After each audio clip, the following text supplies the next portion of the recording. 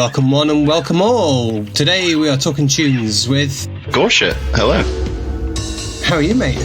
I'm doing alright. I cannot grumble. Good stuff. So we're talking tunes today. We've got about 15 odd tunes here. I was going through the list of them. There's some fantastic names in this one. I really like them.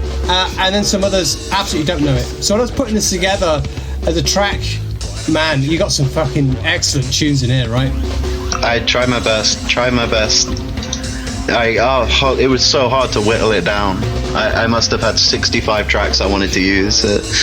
I eventually got it down to these 20.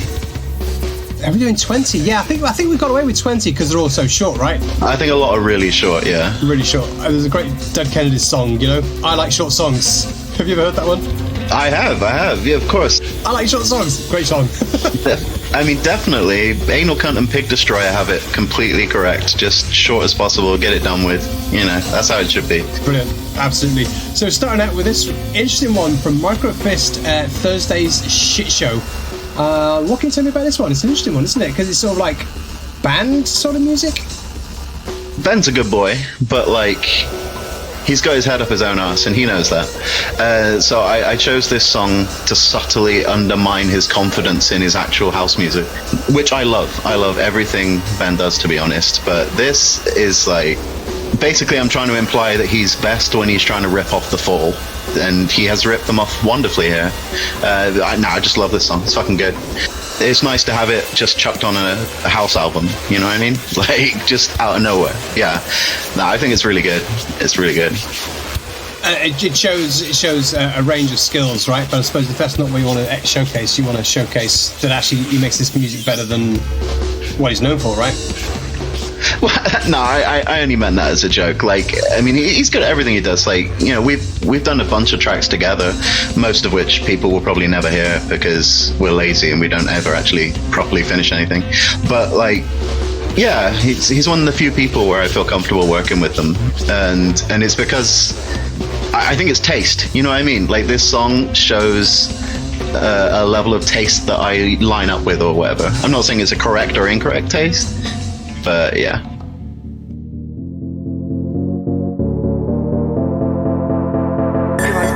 And then straight into another one, Golden Boy. And this is a new one to me. Golden Boy. What can you tell me about Golden Boy?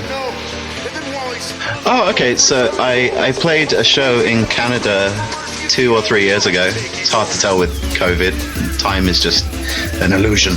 But yeah, this kid Golden Boy was there. I think he's from California.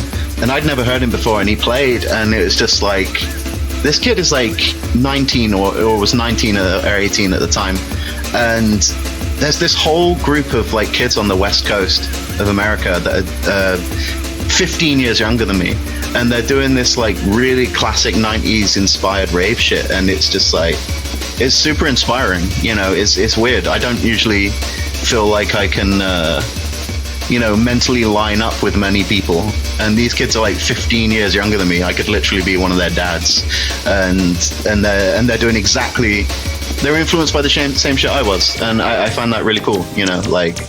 But yeah, the whole 90s rave scene, I mean, you'd think it was a bunch of people that were around at the time, and they weren't. You know, these people never experienced the rave scene. But I mean, they don't even have a modern rave scene over there, you know. In America, it's so sporadic.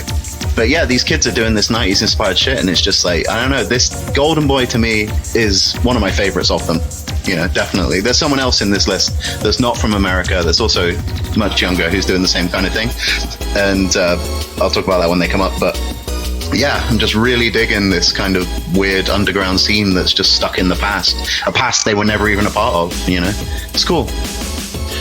Yeah, I think what's cool as well is when you get to a certain age, you know, you see a lot of people dropping off out of the rave scene. You're thinking, oh, eventually it'll wither up and disappear. But then when you see new blood coming in at the other end, bringing it in, it's like, yeah, great, hardcore will never die, right?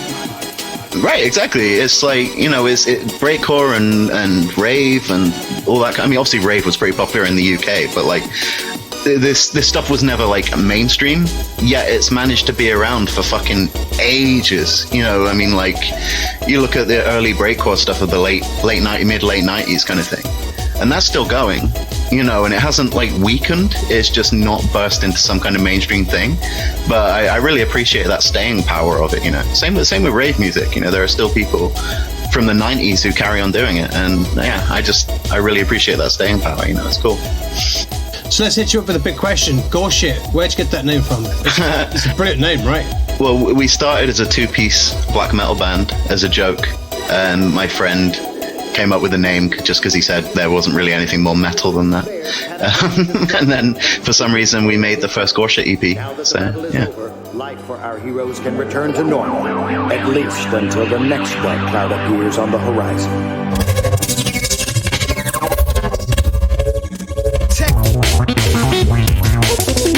Wow, so we're flying through these ones, right? So now we're on Hitori Tori. How are you pronouncing this one? That's what I always do. I always do the Hitori Tori. That's the easy bit. What's the name of this track? I'll put it on you. Yeah, right. I'm sure only he knows. Geuaidu? Geuaidu? Something like that. Well, you know the guy well, right? Because you just put out a release with him. Yeah, we just put out a vinyl. I really like his side. Obviously, my side, I can't comment on that. I'll leave that for others. I don't know. But Jules he's a beast. I love him. I love playing shows with him. I love making music with him. I love watching him play. I love just hanging out with him as a person too. The whole Hitori Tori thing is like nearly everyone knows of him. I mean, I think on the description of our record on the Bandcamp page, it says your favorite breakcore producer's favorite breakcore producer, and I agree with that. Hitori Tori is still pretty unknown for someone that's been doing this since the 90s. But the thing that immediately grabbed me about him is it's all my favorite bits of Aphex Twin, but improved without all the filler. I like Aphex Twin. I'm not saying that it's that there's loads of crap. It's just there's a bunch of stuff that I'm not really interested in. And then there's these really total banger bits. On Drux, there's just some solid bangers. I think Hitori Tori is an amplified version of that. Just and it's a time where I really appreciate not repetition, because the songs aren't the same, but he's got a very consistent style, and I like that. I'm on board with that. I'm happy to just leave it playing, and yeah, I think he's fucking wicked. Yeah, he's got a certain complexity to it, IDM style. Right, for sure. Yeah, as you say, lots of changes and lots of things going on, right? And but still bringing it into a certain style that you listen to something and go, that's Hitori Tori. Right, exactly. It's recognizable, and yeah, I've always liked it, and I think I always will. And it just would have been criminal not to put a track in by him, in my opinion.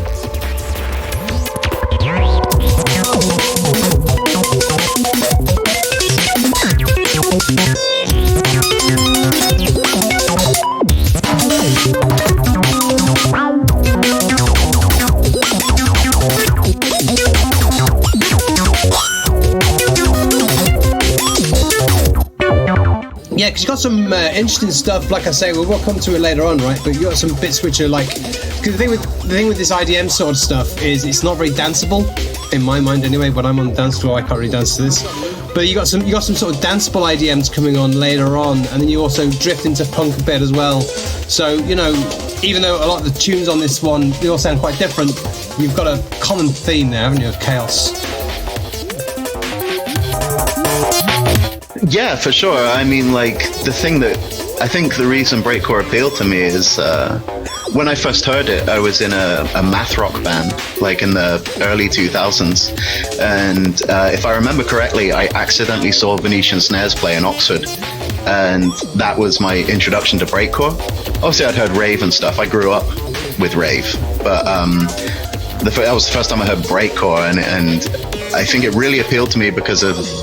Well, I really loved math rock stuff because it was wonky and all over the place, and I also really loved grindcore. So it was almost like a combining of those two things, but in an electronic arena.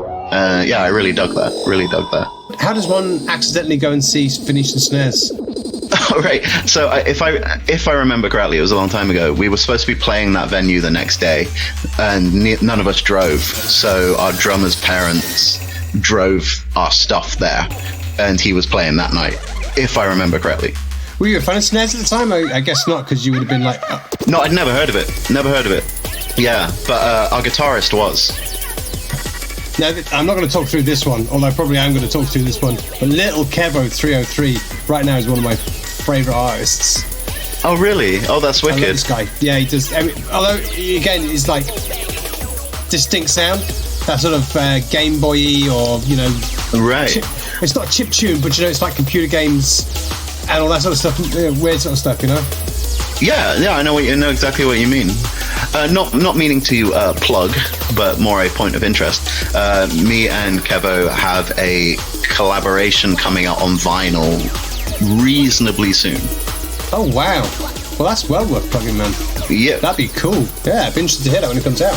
It's all finished. We just, it'll be printed when it's printed kind of thing. Fantastic. Well, I hear the way at the moment is going 6 months to get vinyl pressed. Yeah, it's luckily I'm not doing any of the business side of shit. I don't like that kind of thing. I just get other people to do that for me. It's too much hard work. Yeah, and this one's called Monkey Simulator 187, and I like the way, you know, I love it when people put the BPM on the title. That makes life easy, doesn't it? He told me that he does that for himself, because when he's playing live, it's just easy, and then he figured, why rename it for the album? Fair enough, you know. You're playing live at you're at 220, you're not going to play something that's 160, right? Right. Unless you want to free people out, I suppose.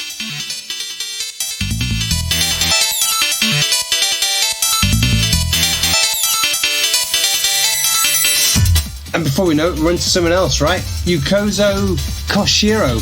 Yuzo Koshiro.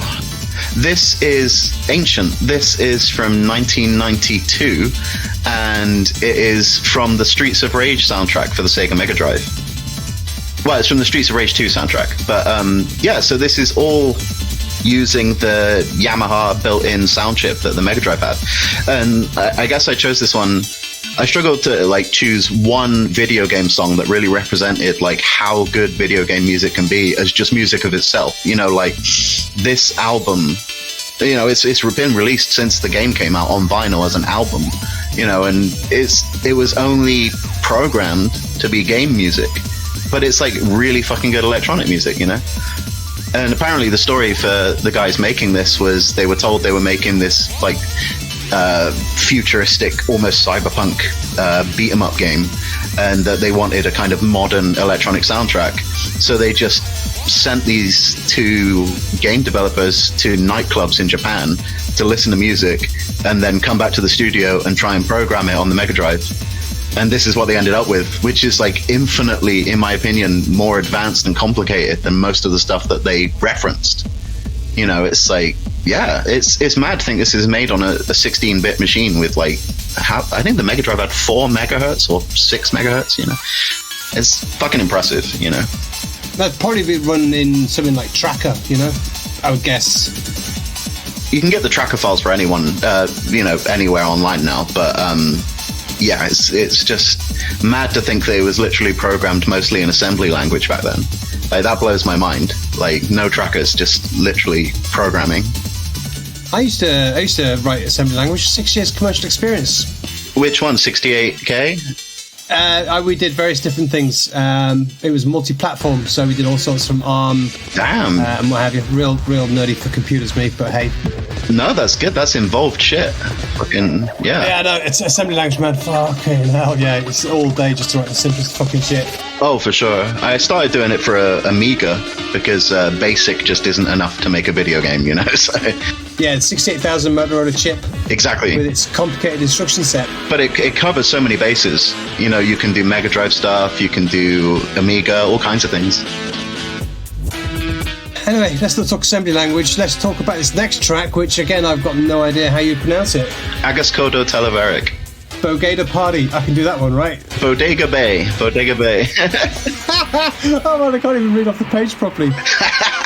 Do you know Japanese or something, or are you just very good at pronouncing Japanese stuff? No, not at all. I heard this band, 20 years ago now, I think, or 17 years ago, well, a long time ago anyway. I saw them supporting Lightning Bolt in London. They were the first band on, and it was just two guys wearing 1960s football shorts and really tight women's Iron Maiden t-shirts, and they just had like a laptop playing these weird kind of breakcore beats, playing two guitars over the top, and I loved it. Everyone I was with hated it. They thought it was dog shit, but I thought, this is fucking great. And they did two albums. They did this album called, I think it's just called Agaskodo Teliverek, and it's mostly drum machines and stuff like that, and then the guitar's all processed, and it's got loads of guest vocalists. It's got B.R. Wallers from Country Teasers, which is one of my favorite bands, and who else is on this one? Max Tundra, if you know Max Tundra. I don't know any of these people. Oh man, Max Tundra is fucking great. It's hard to explain what it is, but you should check it out. So yeah, so I saw this band and it blew my mind, even though everyone around me hated it. So.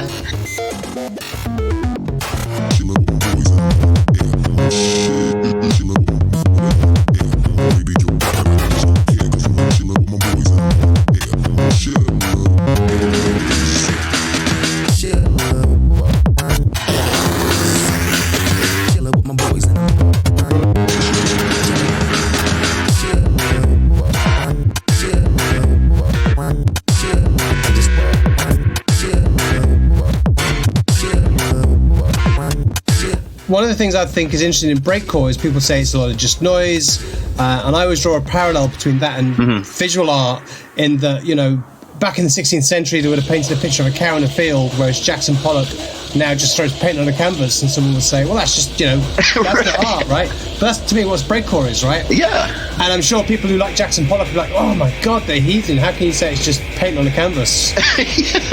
I completely get what you mean. You know, it's funny, the last Bangface I was at, actually it might have been the one before, but Napalm Death played, and they were saying how weird it was that they were playing an electronic festival, but then he just said, but it's all noise, isn't it? And I just, yeah, it is. It's all, everything's just noise, you know, like the same people that like fucking ambient soundscape shit say that other things are just noise, when ambient soundscape stuff is objectively just noise. You know, it's not notes and stuff like that, it's noise. And that's not a problem to them, but it's a problem when it's in a different context. And I think it all comes down to taste, but then people kind of misinterpret taste for objective opinion, you know, which is dumb, you know. So Bangface 2018 was when Napalm Death played, and that notably yourself. Oh, did I? I don't remember. Oh, did I? Are you telling me you haven't got a poster on your wall that says Napalm Death, and when your friends come in, you go, look, that's me on a poster with Napalm Death? No, my wife has all that stuff. Like, she actually has framed posters of every gig I've ever done and got a poster for. She has all the t-shirts that I've been on for festivals. She has every record I've done, and she keeps them in like a special GORESHIT archive box. But I don't have any of that stuff. My studio walls are just video game posters. Nothing to do with me. I have a terrible fear of ego. It's a slightly skewed, you know, vision of what ego is, but yeah, if I've learned anything in the last few years, it's to try and distance yourself from your ego, right? But it's just a scary concept, you know. If you had rose-tinted glasses about everything you did, you'd never improve. You'd never try new things. You'd be like, I'm the fucking best, and then you just stay that way. And as soon as someone says you're shit, or your numbers go down, or whatever, or people don't book you for gigs, you're like, oh my god, what happened, right? Right, exactly. I like everything I do with GORESHIT is, in fact, everything I do with everything musical is very much a just kind of see what happens kind of thing. It's always been that way. You know, I never cared if I had listeners, I never cared if I made money, I never cared if I got gigs, and then you get those things and you're like, oh, that's nice. You know, it's like a bonus you never expected. And you can't really get disappointed that way. And I like it that way. Well, it's easy to say when you've got 21,000 followers on Spotify and 15,000 on SoundCloud, right? Right. I don't understand these numbers, man. I don't actually have accounts for any streaming services. I didn't put my stuff on Spotify either. My friends did that for me. So I'm sure those numbers are good, but it's not something I really understand. You know what I mean? It's good. It was a good number. But yeah, like you say, I fully agree with the idea that you can't value yourself in terms of numbers. Right. It wrecks your mental health, right? Oh, sorry. We should probably say that last track was Mad Capsule Markets. It was a bit too noisy for me, that one. And that's fair enough. Like Devo, when I put Devo on it, I'm like, oh man, this is a beautiful tune. I love Devo. It's a good choice. Yeah. But anyway, what were we going to say about Mad Capsule Markets anyway? Oh, I don't know what I was going to say about them. That's fine. Let's talk about Devo, because they're here now. Okay. Yeah, classic lads with flower pots on their head, right? Oh, for sure. Spuds, total spuds. But I don't know, I chose Devo, and it's kind of a cliche, but they were the first thing I heard that made me say I like synthesizers. I was into punk and stuff when I was like 9, 10, 11 years old. And then I heard the first Devo record. Actually, I heard a track on Beavis and Butthead. Beavis and Butthead is probably why I like a lot of the music I like now. Melvins, Revolting Cocks, Butthole Surfers. It was all stuff that I heard on Beavis and Butthead first. And Devo was one of those, and it just... Punk with synthesizers, it was the first time I heard it, and I thought, I like synthesizers. And before that, I'd never even really considered them. Yeah, this bit here, it's real sort of like aliens are invading sort of stuff, innit? So good. This song's so heavy as well for the time.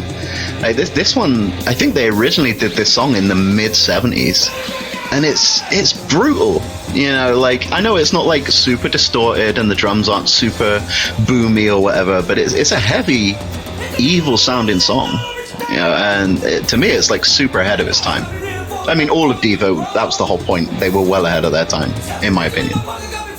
And I guess you picked them as well because I think Devo just did what they wanted to do without trying to fit into any sort of formula, right? Didn't they? They were just mad as hatters, like. And they carried on going until recently. It's like they only stopped because too many of them died. And but yeah, Devo was always. I mean, they weren't even a music project when they started. They were an art project. The music was just part of the art. So the fact they became a band is kind of funny, like they were just a college art project.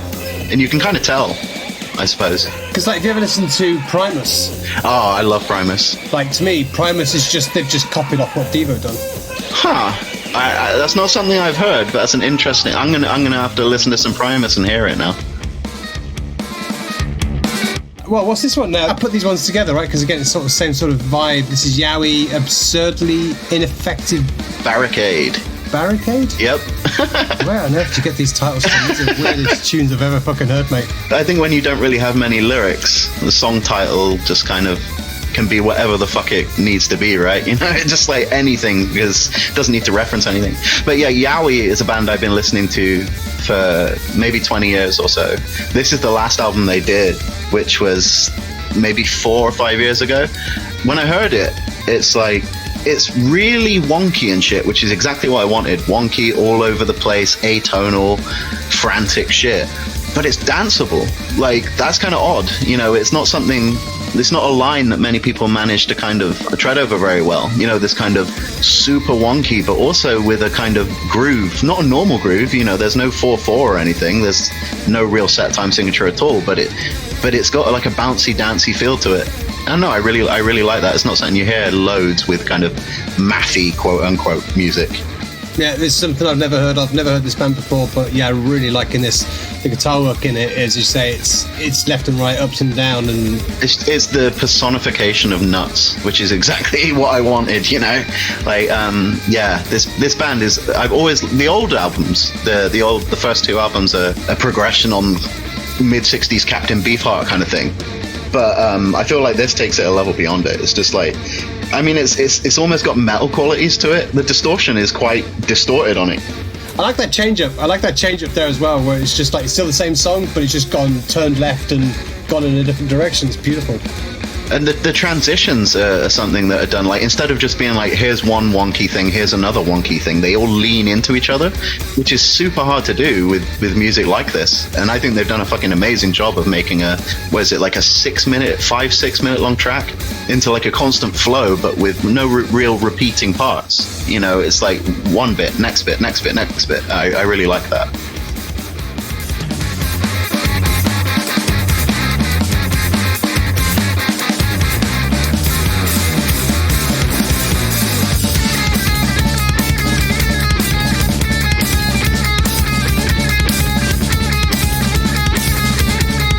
would you feel if someone said it's almost like the same structure as jazz? Yeah, I can see that. Like, do you ever listen to jazz? Well, I do. I can hear that, and jazz is good, but there's just not enough good jazz. That's the problem, though. right.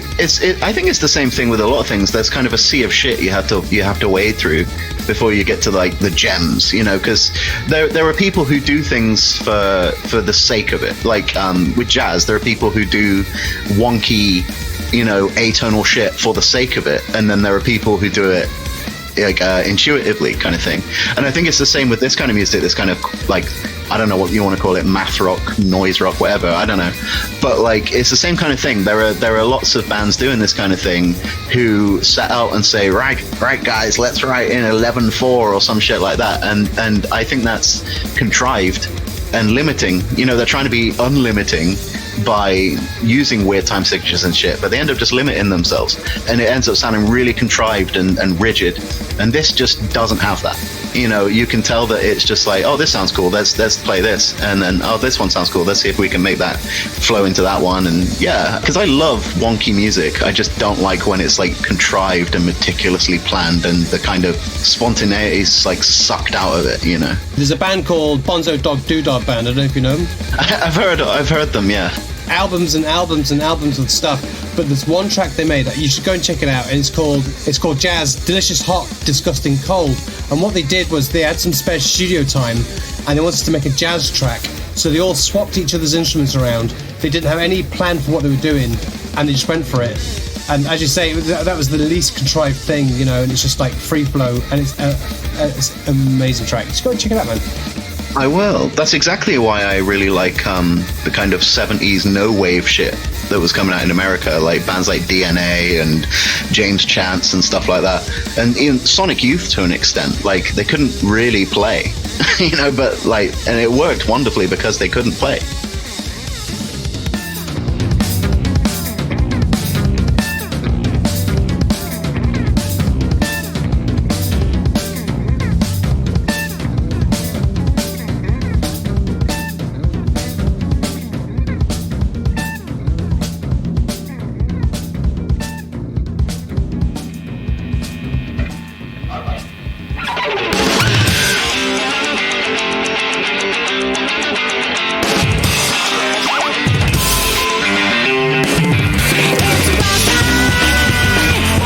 So I put all this sort of stuff together in the middle. Sort of guitar music is what I'm roughly characterizing this as, right? Yeah. Well, I chose this one because it's like, sure, it's got band music, but it's like processed to fuck. Like this bit, like, drum glitches and like weird stops where synths come in and vocal chopping and stuff like that. This band actually did some stuff for Cartoon Network. That's how I found out about them.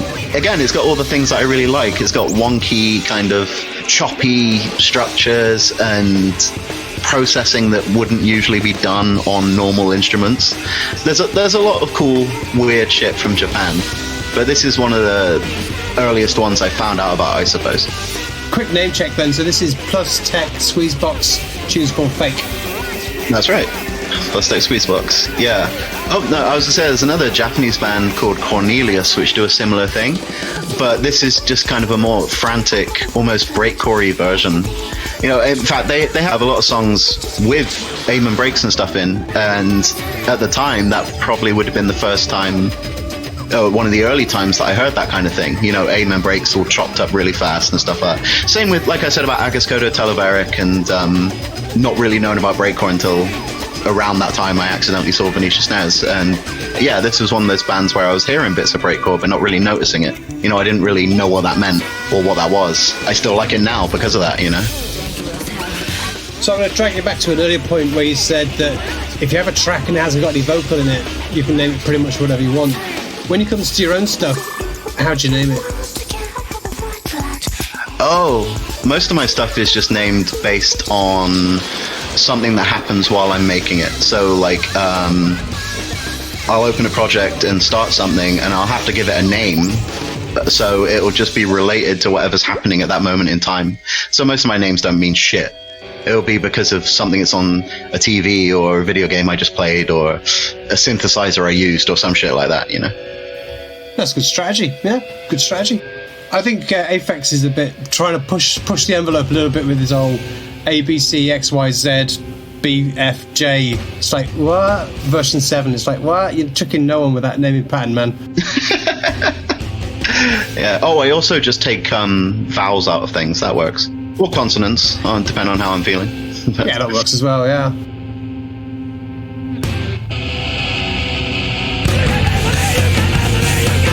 Alright, next tune. Dazzling Killmen, Medicine Me. Okay, so I chose this one. I know it doesn't really have anything to do with electronic music in any way whatsoever, but this is my all-time favorite band at the minute. Has been for since I found out about them about 5 years ago. It's like everyone remembers in the late 80s, early 90s, there was the start of that kind of emo math rock, noise rock thing, and everyone remembers bands like Slint and Don Caballero and things like that, but I'd never heard of this band, Dazzling Killmen, and I heard them, I don't even remember how, just some random YouTube video, I think, and I've loved it ever since. And I think a large part of that, I don't usually care about lyrics, but all the lyrics in Dazzling Killmen songs are monologues from the perspective of fucked up people. This song's about a guy in a hospital that needs to be medicated, and it's from his perspective. And they have another song, my favorite song by them, I didn't put it in here because it's really long, which is called Blown Face Down, and it's a monologue from the perspective of a bank robber just before a sniper shoots him in the head. So, yeah, I don't know, it's something I really like about this band. There's an honesty to it. I know that sounds cliche and lame, but there's an honesty to the music that I really like. When you can tell someone's really into it and they've written it because they feel it, and then you can tell someone's written it because they think it sounds good or whatever. It's a very natural sounding band to me, and they're my favorite band, so I just had to put it in.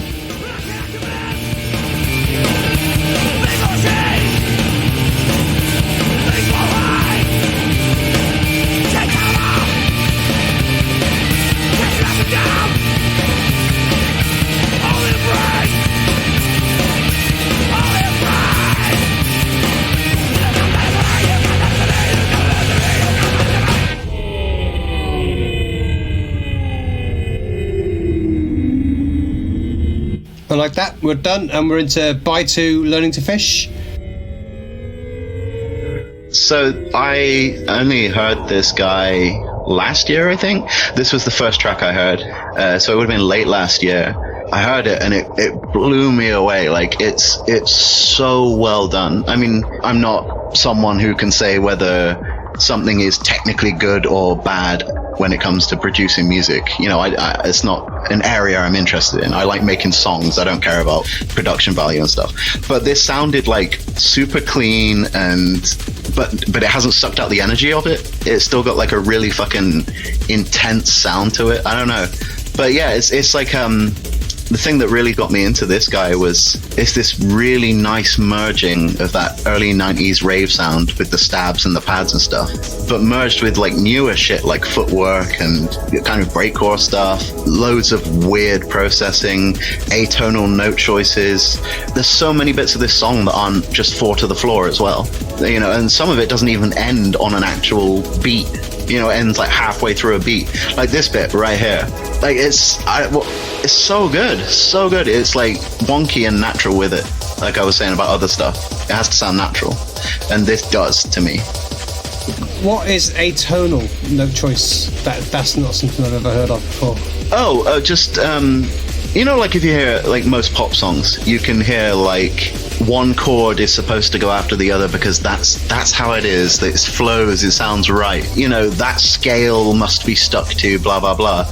I've always hated that, and that's one thing I've always loved about electronic music. Yeah. When I heard acid stuff in the early 90s, those acid lines didn't follow any kind of scale or structure. They were just almost randomly punched in, and I always really like that. It's the same reason I like a lot of math rock stuff and a lot of breakcore stuff, is because it doesn't follow what I consider to be kind of boring, conventional, that sounds nice scales, scales you expect to hear. Yeah, that's what I meant by that. Yeah, I don't know a lot about music theory. I just pick it up as I go, so it's always interesting to hear new bits. Oh, I'm the same. I mean, I play guitar, make electronic music, play drums. I can't read music. I play all these instruments, but I don't know how to write down what I'm playing. I don't know the names of the notes. I don't know the names of the chords. You know, I don't care about that shit. That helps a lot of people. You know, people I know that make music and don't know music theory tend to make really interesting music because they don't have an idea of how it should be, if that makes sense. Yeah, I like watching like YouTube videos that explain some of this, especially with pop music. I mean, I don't like pop music particularly, but I like it when they go, oh, you know, this catchy tune, the reason it's catchy is because it does this, this, and this, and then on the fourth it does that, and you're like, ah, that's interesting, you know? I was watching something similar recently about, it was some of the bigger names in drum and bass. I'm not a big drum and bass fan, so I wouldn't be able to say who it was. I've forgotten the names. But they were talking about the formulas they follow, mostly in anticipation of DJing the tracks live. So they follow these really rigid structures and don't veer away from them, because that's how you make quote unquote kind of club worthy music. So it was really interesting seeing this kind of, I don't know, having the life sucked out of music. You know, like we got this algorithm and this design and we're going to follow it because that's what makes money. You know, it kind of really sucked any idea of creativity out of it for me. And hey, shit, no, you know, some people want to do it as a job and make money, and that's fine. But I tend to find that the people that choose to do that are constantly chasing over what people are into. But people are fickle, man. People are fucking fickle. So give it a couple of years. They're not going to be into that anymore. I mean, remember when everyone was trying to do dubstep to make money? And who gives a fuck about dubstep now? No one cares about dubstep. You know, and like grime as well. I mean, I suppose grime people are still listening to it a little bit, but like, people are always chasing what's popular now, and they should be chasing what's popular in the future. That was another reason I chose this guy, is it's got so many of the trappings of like ragga tech and ragga stuff, which I hate. I hate reggae. Yeah, I despise it. I'm Jamaican, but I hate reggae. But he uses so many like trappings of that, and I like it. I like the way he does it. He's got like ragga tech vocals, and I'm like, yeah, cool, wicked. And he's got that kind of classic Bristol Sound bass going on.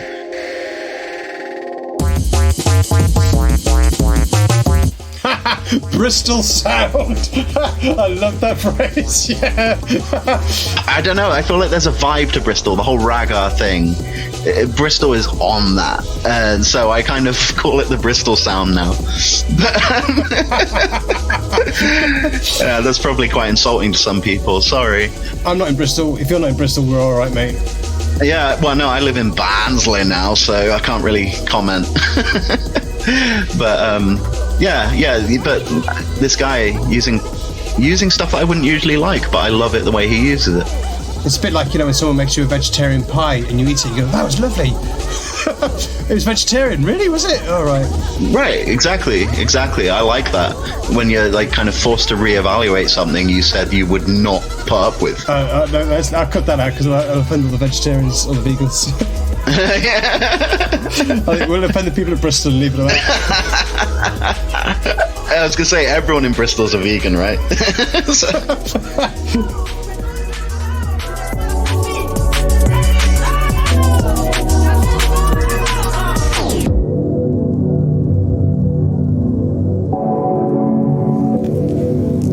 Fucking love fishing.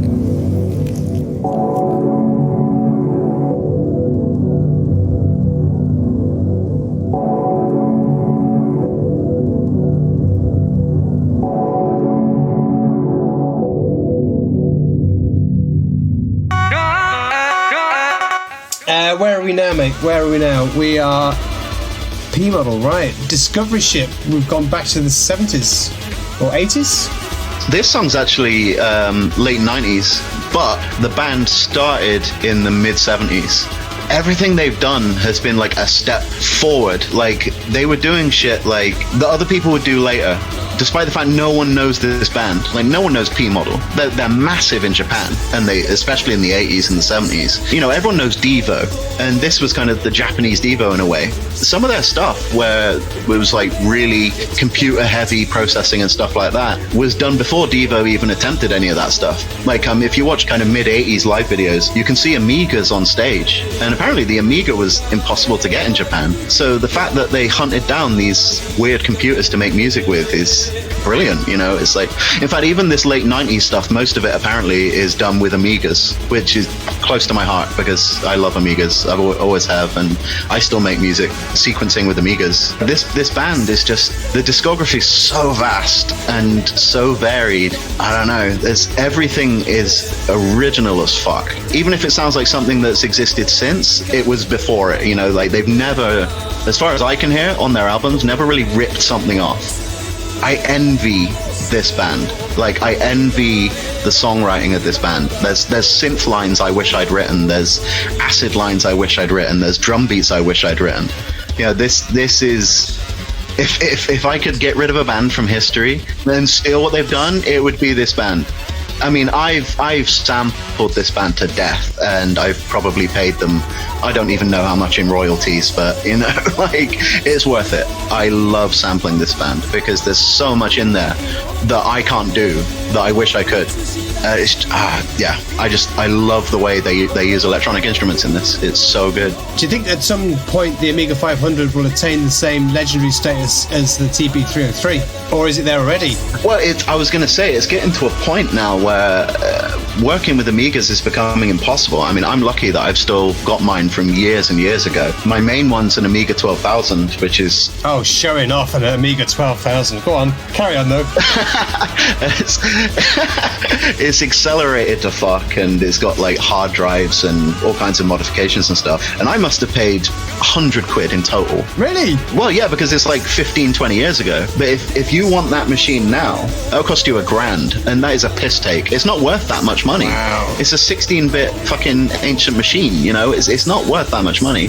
I would replace it if I had to. I think it's getting to that status of the 303 now, where people like see it as an essential sound kind of capturing device of a certain era kind of thing. So there you go, Amiga owners, lock up your Amigas and don't let them collect dust.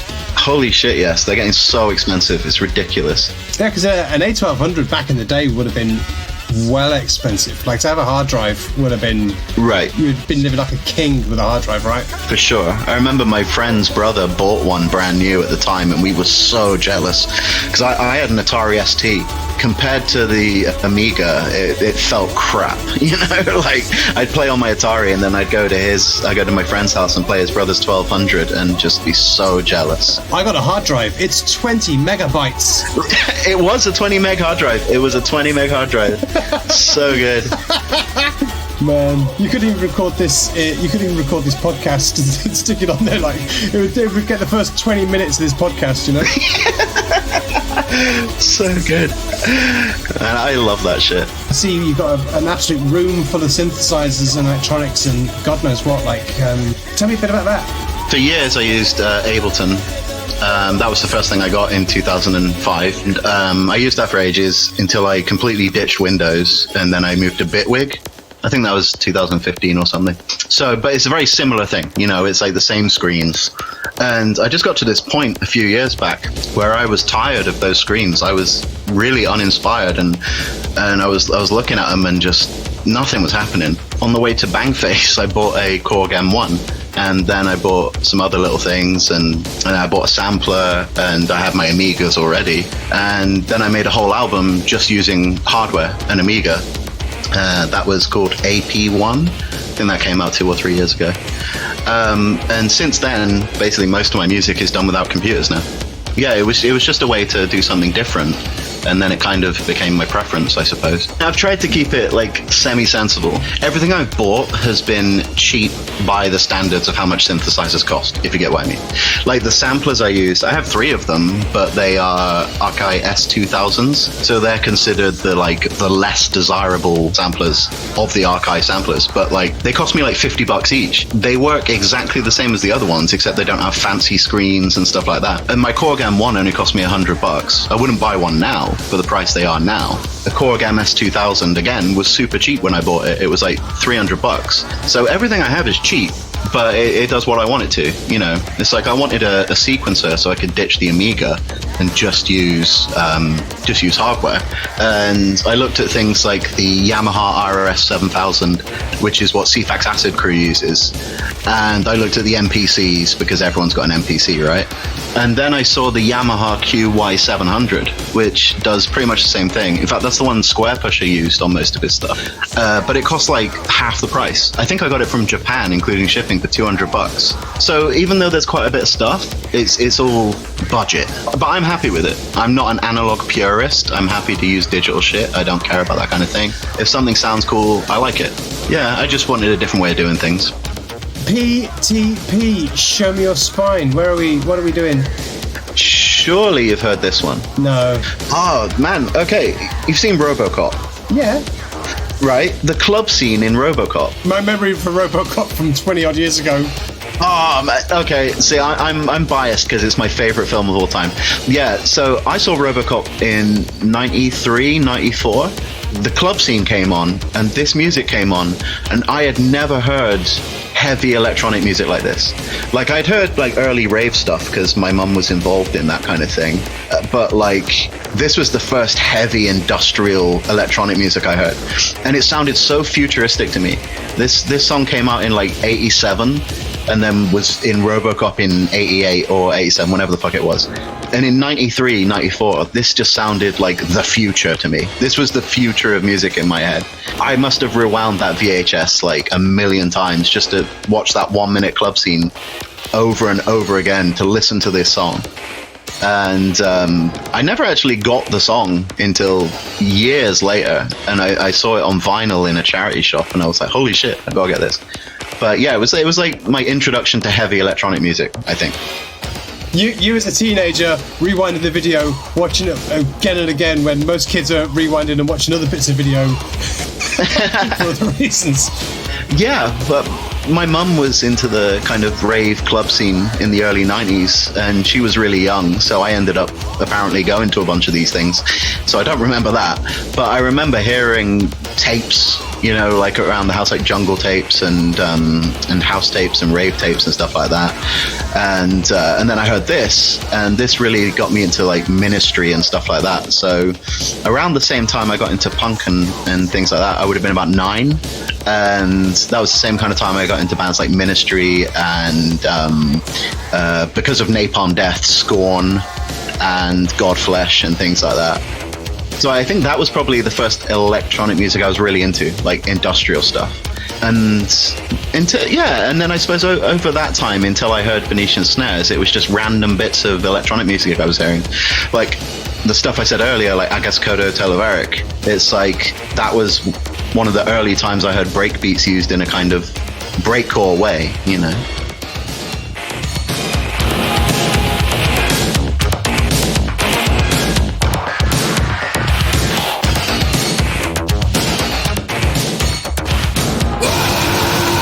So from that to another extreme, Sadistik, Exekution, Black Mass Murder. That's a heavy title, isn't it, man? Holy shit, man, this band is the best. It's like, I chose this one because I was listening to another podcast you did, and someone put the Berserker on there, and it was my favorite Berserker song. But I wanted something like that kind of mix of metal and electronic stuff, but not Berserker, you know, because that's already been done. So I chose this band. It's just like, it's not even, I don't even know how to explain it. It kind of reminds me of speedcore or Extratone or some shit. It's like just frantic, constant. It's everything I love about electronic music and everything I love about metal music put together. And it's a perfect example of something someone would just call noise. You know, like it is kind of hard to discern what each part is doing. I don't know, it just feels good listening to it, you know. But this band is from Australia, and they started in the mid-80s or some shit. There's one thing I really love about the Australian music scene, and you see it in the breakcore, you see it in the metal. They do not take themselves seriously. Like this whole Sadistik with a K, Exekution with a K thing, and all of the songs have names like Black Mass Murder and things like that, and all the lyrics, I mean most of the lyrics are just him yelling, "We are death, fuck you, you are cunts." It's all just like yelling at the listener, calling them a cunt, and I love it. I love that it's not serious. I love that it's frantic and distorted and horrible.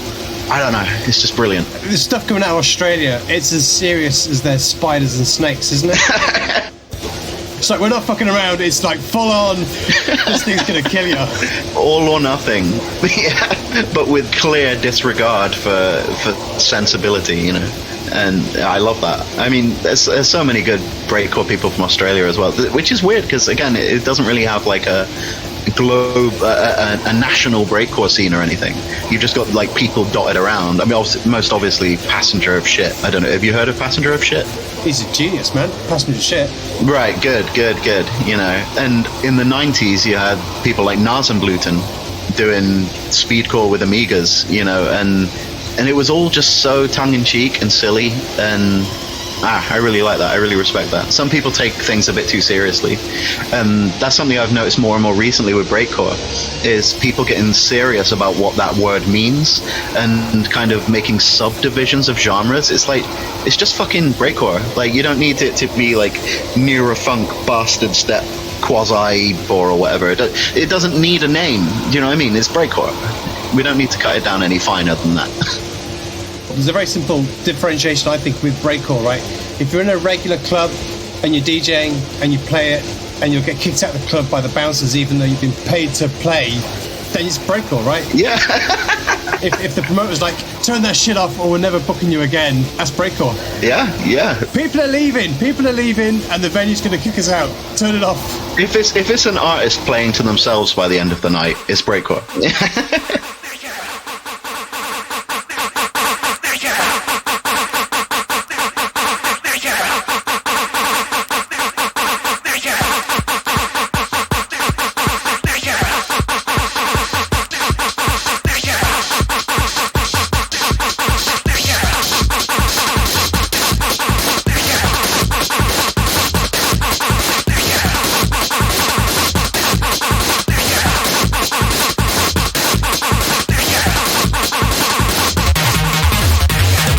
So a bit of acidy things going on there, man. Titanium Steel, People of Tomorrow. Yeah, I don't remember where I found this track. I think it was on some random vinyl of early 90s acid stuff. And this track stood out to me because most of it was just obvious, clean 909 and 808 drum machines with a 303 and maybe some vocal samples and, you know. And this was just heavy. In a way that I didn't think people were doing back in 92, 93. I think this track is 1993. It's heavy and it's got the exact right kind of repetitiveness. You know, like repetitive can be boring, but then you can have subtle kind of changes. I mean, it's the exact same acid line throughout the entire song, but I don't feel like I'm listening to the same thing over and over again for 5 minutes. I feel like there's enough variation and like modulation in it. Yeah, but yeah, I couldn't believe how old this track was. Yeah. There is some really good hard acid techno from the 90s. Lots of it out there, but it's just hidden away in obscurity, and it's probably the hardest genres to dig for. Right. I've got one tune, and it's just got the lyric, populator.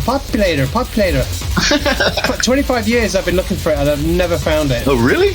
Yeah, never found it. And it's just like, but it's a beautiful track, and it's just like, one day I'm gonna strike gold and find out what it is.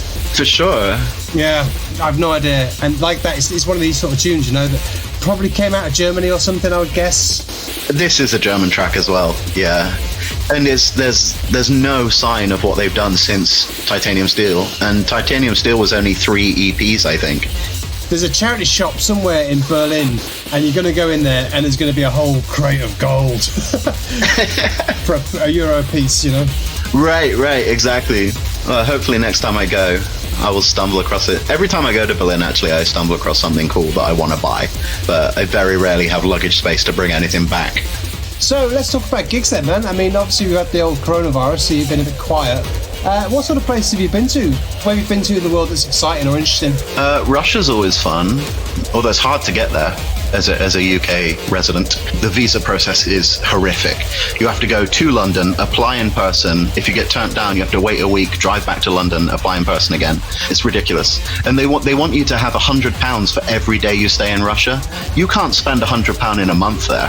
It's so cheap. Yeah, it's the visa process is horrible, but actually being there is wonderful. The rave scene there is really good. But last time I played in Russia, we played inside an old nuclear silo just outside Moscow. That was fun. And then we played on top of a cliff in the middle of nowhere in central Russia. That was a lot of fun too.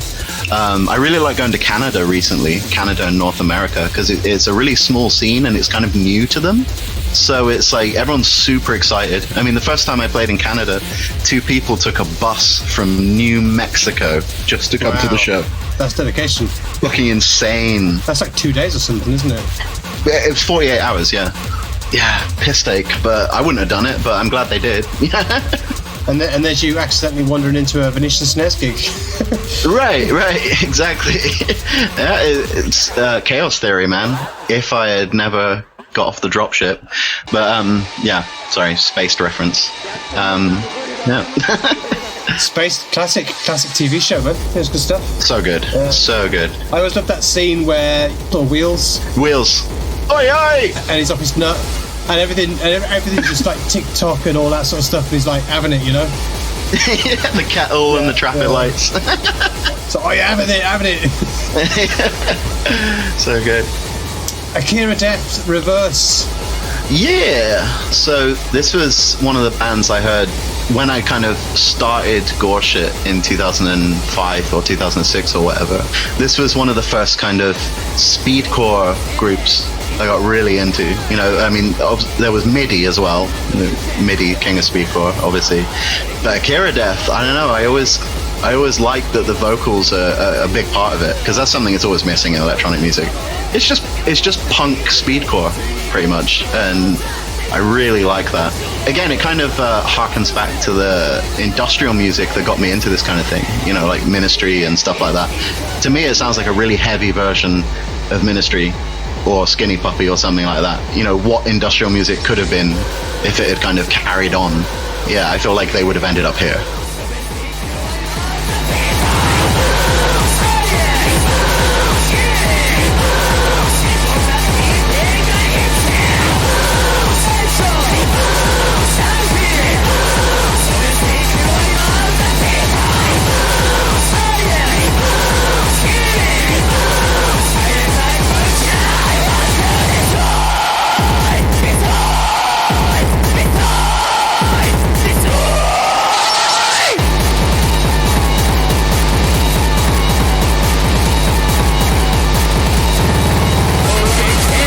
So your Patreon page says GORESHIT is creating the musical equivalent of garbage. I try my best. Some people think I have a kind of false shroud of humbleness, but like I said earlier, I'm just so scared of this idea of ego that I have to put myself down to feel okay about the fact that I'm even subjecting my music to people, or subjecting people to my music rather. It was all encouragement by other people that made me give GORESHIT to the quote-unquote public. You know, like, I didn't do any gigs for years until Annoying Ringtone. Until he basically booked me a bunch of shows in Europe and said, you're doing them. And I was like, I kind of don't want to leave my house. But he dragged me out into the world, and I'm glad he did. And when you're playing your gigs, you're playing off a live setup with NPCs and buttons and flashy lights, right? Yeah, I swap my controllers around when I get bored, but at the minute I'm using the APC40 MPD24. So they're like the really old arcade controllers, because I found that the new ones break really quickly. Like, I was using the modern versions of what I'm using, but like one drop of sweat in them and the whole circuit board would just fry. And I'm a big fat piece of shit, so I sweat a lot on stage. But so yeah, I'm using these ancient controllers, and the downside is that they fill up my suitcase. So if I go to Canada or wherever, I have to pretty much, you know, pack everything as tight as possible and take as few clothes as possible just so I can fit my controllers in there. But yeah, I really like them. Have you ever thought about going down the route of getting a custom controller made? Oh, I did start building one myself. Yeah, I would have thought so, yeah. Which is something I will continue with at some point. It's just one of those things. I do it with a lot of things. I start building arcade machines and little computers and all kinds of shit, and then I get to a point and I say, okay, I'm taking a break, and then I don't go back to it. But I'm sure one day I will have an idea as to what my perfect MIDI controller is, and then finish it. Talking about this track then, OLD or Old? Yeah. Again, really underrated, unknown band. They were on Earache Records in the late 80s. Oh, wow. Yeah, the first album is just like a straight up grindcore album, but it was like a parody of grindcore. Because OLD did, on the first record, stand for Old Lady Drivers. So, and the album covers like this zombie old lady driving an old Volkswagen Beetle or some shit. But yeah, that came out like 1988. So it was like right at the time where everyone was getting well on the grindcore thing. And then they just went nuts and bought loads of synthesizers and vocal processors and drum machines and shit like that. And you ended up with this stuff. And because they had a contract with Earache, this stuff was coming out on Earache Records and everyone fucking hated it. And the album they did after this one, which was the last album, is basically techno music, but with, you know, guitars and vocals and stuff like that. And it was on Earache Records, and it is to date the worst selling Earache record ever. But it is the best one. It is the best record on Earache, and it is the worst selling one. Oh man, yeah.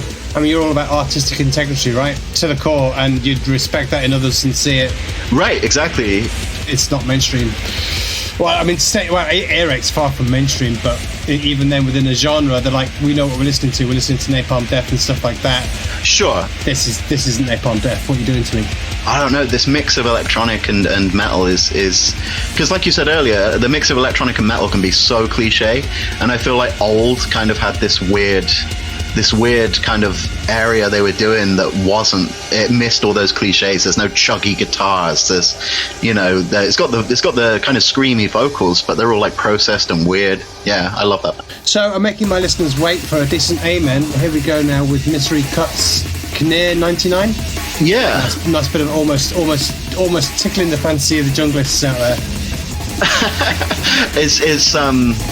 Yeah, I mean, it's again, this is another of those tracks that's got those kind of reggae trappings that I still love, despite the fact I don't like reggae. I love this track. I played a gig with this guy, and I'd never heard him before, and he played a song called Beast Fourth Separated, that was it. And it was like 100 BPM, and it's hard to explain the song. It was so brutal on the sound system. And I was instantly hooked on it. And unfortunately, he's only got the one EP out, which is this one. And it's all amazing. It's just wonky enough to be different.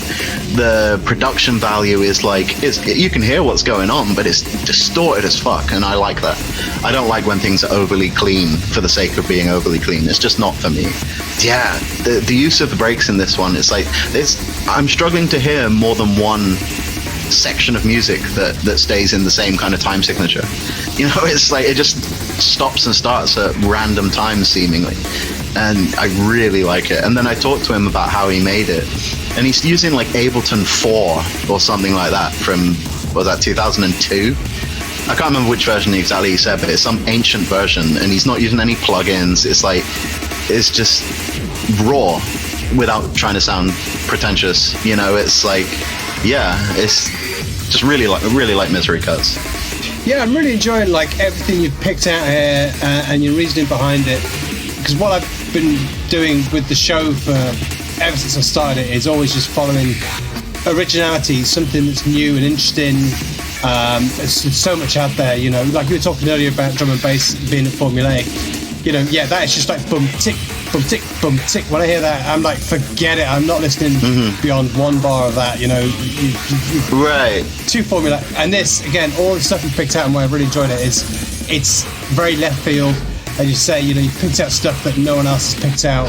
And it's all, yeah, got a good story behind it, like, you know. It's engaging. It, like, keeps you on your toes.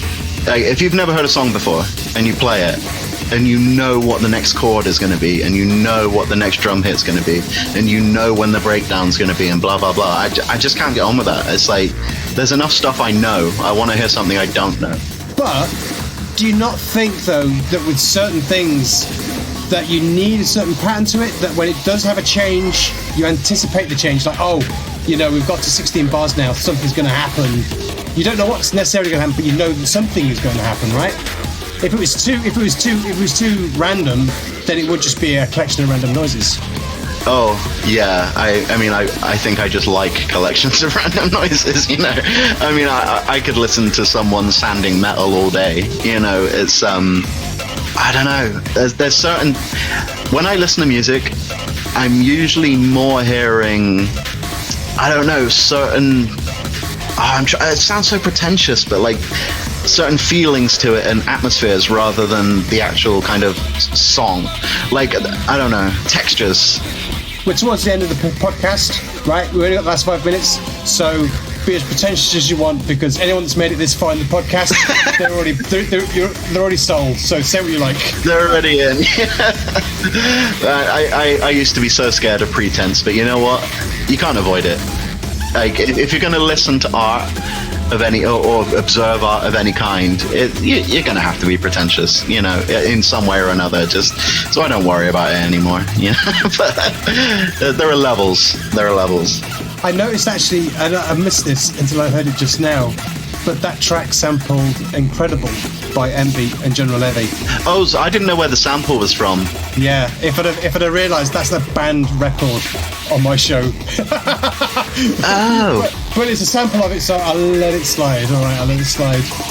Yeah, and like I said, it's like that kind of reggae thing that I'd usually hate. But in there, it was like all fucked up and weird, and I liked it, Yeah, all right, cool, man. We're on to the last track. We're saving what could be the best till last, right? Fat From Us, Born, Live, Fuck, Die.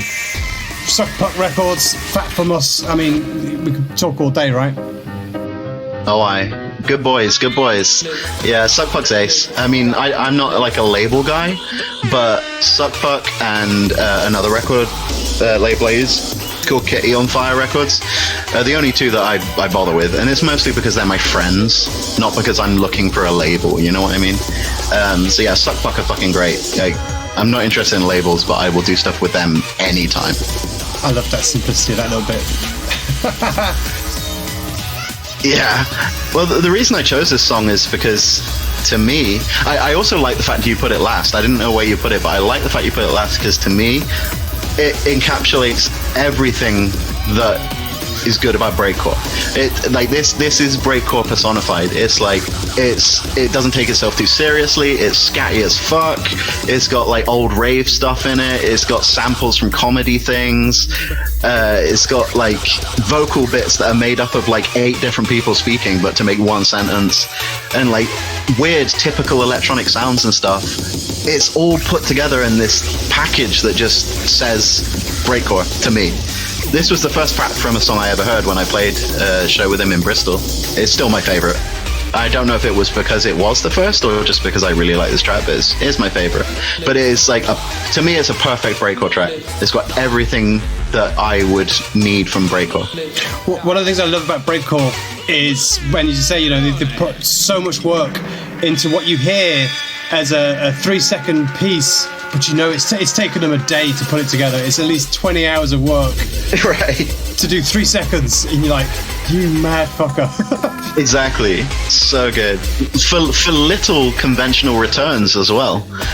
No one's getting any money, no one's getting any like groupies or anything. It's maybe like dirty wook groupies, but like there's no real returns for breakcore, and people are still like fanatic about it, and the people that make it do it for so long. I mean, I've been doing GORESHIT for 15 years. Fat Thomas has been going for 11 years or 12 years. It's like people just carry on despite the fact we're like making barely enough to eat sometimes, That brings us to the end. This is the end, my friend.